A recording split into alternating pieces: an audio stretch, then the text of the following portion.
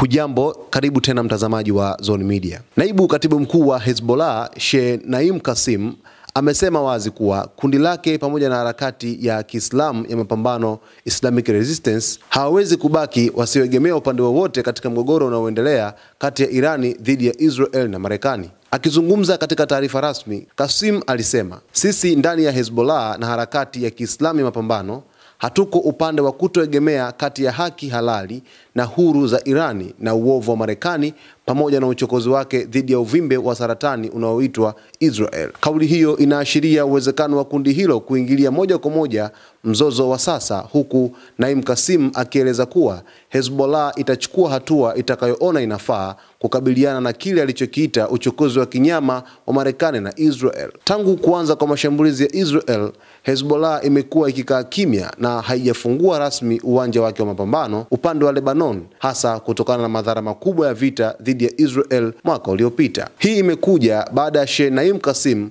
kurithi uongozi wa Hezbollah kutoka kwa Hassan Nasrallah ambaye aliuawa na mashambulizi ya Israel hapo mwaka jana. Taarifa ya kiongozi huyu wa Hezbollah, Naim Kassem, imechukua duru kubwa ulimwenguni kufuatia ukimya wa muda mrefu wa Hezbollah kutojiingiza kwenye mzozo kati ya Israel na Irani tangu ulipokaa.